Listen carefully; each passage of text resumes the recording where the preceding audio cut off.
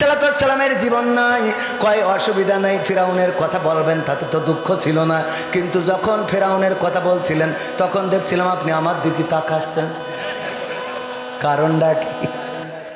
আসলে ওর মনের মধ্যে কি, মনের মধ্যে শয়তানি আছে না নাই?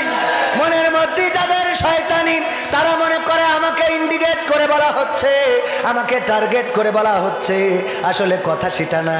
কয়দিন আগে এক মাহফিলে আলোচনা করলাম সূরা তহা 20 পবিত্র কোরআনের 20 নম্বর সূরার 55 নম্বর আয়াত, মিনহা খলাকনাকুম ওয়া ফিহা নুঈদুকুম ওয়া মিনহা নুখরিজুকুম তারাতান উখরা। এই আয়াতটা আমরা কোথায় পড়ি?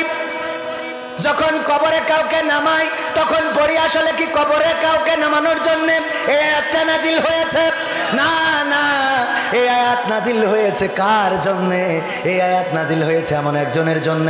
আমার মেম্বার সাহেব আছেন, উনি মেম্বারির চেয়ারটা নিতে চায় না। আমার চেয়ারম্যান, উপজেলা ইউনিয়ন চেয়ারম্যান, যিনি চেয়ারম্যানের চেয়ারটা, কাউন্সিলের চেয়ারটা নিতে চায় না। উপজেলা চেয়ারম্যান উপজেলার চেয়ারটা নিতে চায়, একজন এমপি একটি আসনের চেয়ার নিতে চায়, একজন মন্ত্রী মন্ত্রিত্বের চেয়ারটা দখল করতে চায়, প্রধানমন্ত্রী দেশের চেয়ারটা নিতে চায়, আর আমেরিকার বাইডেন সে আমেরিকা মহাদেশের চেয়ারটা নিতে চায়। এমনি ভাবে এক একজন এক এক চেয়ার দখল করতে চায়। কিন্তু ফেরাউন ছিল এমন একজন, যিনি পৃথিবীর সব চেয়ার বাদ দিয়ে আল্লাহর চেয়ারটা ধরে টান দিয়েছিলেন। বলেন নাউজুবিল্লাহ। ঠিক না বেঠে?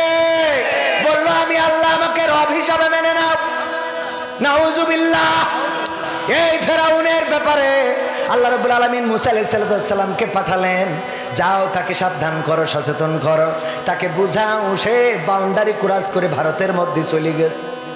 বাউন্ডারি ক্রস করে তার শিগগিরই বর্ডারের মধ্যে আসতে কাও, তা না হলে তার কাটার মধ্যে ফেলানির যেভাবে ঝুলাই রেখেছিল। কয়দিন আগে বেনাপোল বর্ডারে আমাদের একজন বিডিআরকে, আমাদের একজন বিজিবি সদস্যকে গুলি করে মারা হয়েছে না হয় নাই? বর্ডার ক্রস করা যাবে নাকি? না, যাবে না। সুতরাং সে বর্ডার ক্রস করেছে, তারা সাবধান করো। মুসা আলাইহিস সালাম বললেন, ওগো আল্লাহ, কি করে সাবধান করবো? বলল, তুমি তোমার মুজিজা দেখাবা। কি মুজিজা দেখাবো আল্লাহ? তোমার হাত বগলের নিচে দিবা, আগুন জ্বলবে, আর তারপরে যদি না মানে তাইলে হাতের লাঠি ছেড়ে দিবা, সাপ হয়ে যাবে। এরপরেও যদি না মানে তাইলে তার সুন্দর করে মেন্টালি বোঝানোর চেষ্টা করবা। সেটা কি বলবো? আল্লাহ বললেন, বলবা মিনহা খলাকনাকুম ওয়া ফিহা নুঈদুকুম ওয়া মিনহা নুখরিজুকুম তারাতান উখরা।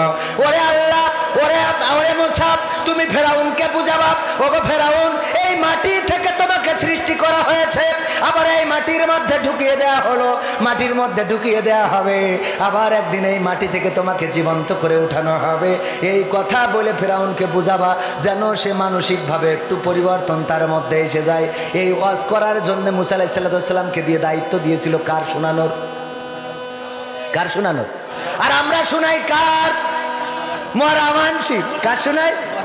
মরা মানসির। আমি বলি, ও যদি হাত তুলতে পারতো তাহলে থাপড়ায় দাঁত খুলে দিত। বলতো, আরে বিয়াদব, তুই আমারে বলিস কেন যে এই মাটিতে বানাইছে, মাটিতে ঢুকানো হবে, আবার মাটিতে উঠানো হবে। আমার তো খেলা ফাইনাল, আজকের থেকে তো আমার খেলা শুরু হয়ে গেল। সাবধান তো হওয়া দরকার তোমার নিজের। ঠিক না বেঠে?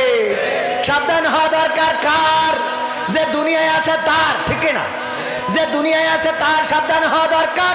এই জন্য এই আয়াতটা কার কাছে পড়বেন? আমি বললাম, এই গ্রামের সবচেয়ে বড় যে সুদখোর, তার কাছে যাবেন, যে বলবেন এত সুদের লেনদেন যে করো, এত টাকা উপার্জন করে লাভ কি? মিনহা খলাকনাকুম ওয়া ফিহা নুঈদুকুম ওয়া মিনহা নুখরিজুকুম তারাতান উখরা। ওগো আল্লাহর বান্দা, এত সুদের লেনদেন করে কোনো লাভ নাই, কারণ একদিন তোমাকে এই মাটি থেকে বানানো হয়েছে, মাটিতে ঢুকানো হবে, আবার একদিন মাটি থেকে জীবন্ত করে উঠানো হবে। এই আলোচনা কুমিল্লায় করার পরে সভাপতি সাহেব চলে গেল। আমি মনে করলাম ওনার ব্যস্ততা আছে তাই চলে গেছে।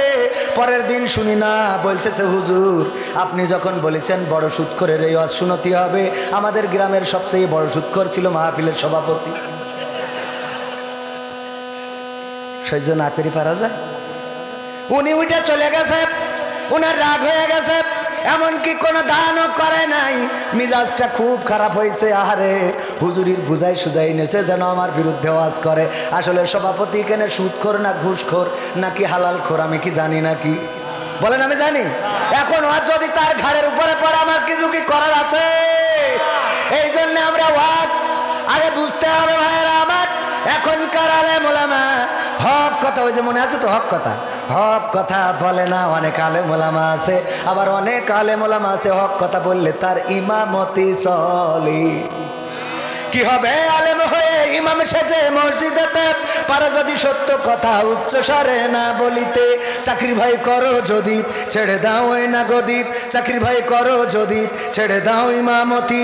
কি হবে ধোকা দিয়ে আল্লাহকে, কি হবে ধোকা দিয়ে আল্লাহকে, কি হবে বেঁচে থেকে অযথা বিদ্যা শিখে যদি না গড়তে পারি শোষণবিহীন সমাজটাকে। কি হবে বেঁচে থেকে, কি হবে নেতা হয়ে জনবলে ঘাট ফুলিয়ে, রাজপথ গরম দেখে যদি থাকো ঘরে শুয়ে। এমন নেতা আছে না নাই? তবে কয়দিন আগে এই যে কোথায় যেন একটা মাহফিল আমার ভাইজানকে পাইলাম, একটা কথা আমার খুব পছন্দ হয়েছে। উনি চলে যাওয়ার পরে আমি এ কথার প্রশংসাও করেছি।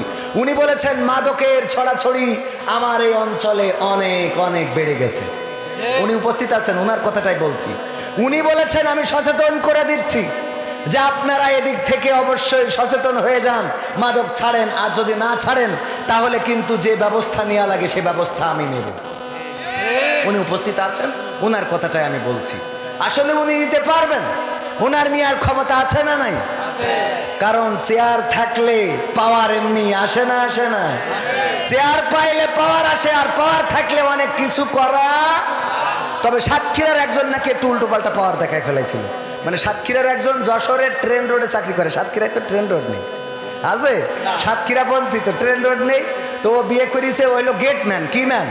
আমার আমির হামজা ভাই বলতেছে গেটম্যান একজন বিয়ে করেছে সাতক্ষীরায়, যশোরের মানুষ। তো বিয়ে করার পরে বউ বলছে তুমি আসলে গেটম্যান কে চাকরি করো? আমি তো জীবনে দেখিনি। কয় সাতক্ষীরায় নেই, তা দেখ পাখি করে তোমারে দেখা মানে আমার পাওয়ার কতটুকু। তো গেটে যেই ওই যে বেনাপোলের ওখানে নাবারণের ওখানে যে গেট আছে, ওই গেট যখন ট্রেন আসবে ফেলাই দিয়েছে। তো দেওয়ার পরে দুই পাশে সব দাঁড়াই গেছে, বাস ট্রাক। হ্যাঁ, বউ বলছে এসব দাঁড়াই গেল, বলছে এই তো আমার পাওয়া, খেলা হবে। পাওয়ার দেখো আমার দুই পাশে দাঁড়াই গেছে। তুই কার বিয়ে করিস সব বুঝতে পারছ? বিশাল পাওয়ার। বলছ আর একটু দেখাবো? দেখাও। তো এটা লাল পতাকা টানাইয়ে তো সামনের পরে এরকম করতেছে। তো ট্রেন লাল পতাকা দেখলি দাঁড়াবে না? তো ট্রেন দাঁড়াই গেছে, দাঁড়াইয়ে তাড়াতাড়ি করে টিটিমিটি নেমে এসেছে যে কি মনে হয় বিপদ টিপদ হইলো। বলছে যে কি ব্যাপার লাল পতাকা দেখাইলে কেন? কনে কি সমস্যা? কয় না স্যার কোনো সমস্যা হয়নি। তাহলে বলছে আমার বোর খালি আমার পাওয়ারটা দেখালাম যে আমি ট্রেন দাঁড় করাতে পারি কিভাবে। তো টিটির হয়ে গেছে রাগ, থাপ্পড় একটা বসাইতেছে। বউ কয় কি হইলো? কয় চলি যাক ট্রেন। তারপর বলছি ট্রেন চলে যাওয়ার পরে বউ বলছে কি হইলো তোমার? পাওয়ার তো দেখলাম যে দুই পাশে গাড়ি থামে গেল, ট্রেনও দাঁড়াই গেল, কিন্তু ও তো থাপ্পড় একটা কষি দিলে। বলছে দেখো আমার পাওয়ার যতটুকু ছিল আমি দেখাইছি, আমার উপরের পাওয়ার ওর আছে বলে ওটাও দেখাই চলে গেল। ঠিক আছে তো? তো এই জন্যই পাওয়ারের দরকার আছে না নাই? পাওয়ার না থাকলে তো এই গাড়ি ঘোড়া দাঁড় করানো যায় না। চেয়ারম্যান যদি উনি পাওয়ার পায় মাদক বন্ধ হবে, কারণ মাদক যদি বন্ধ না হয় সব পিঠ মোড়া দিয়ে ধরে বেঁধে জায়গায় ভরে দেবে। ঠিক না বে ঠিক? এখন আমাদের কথা তো কেউ শোনে না।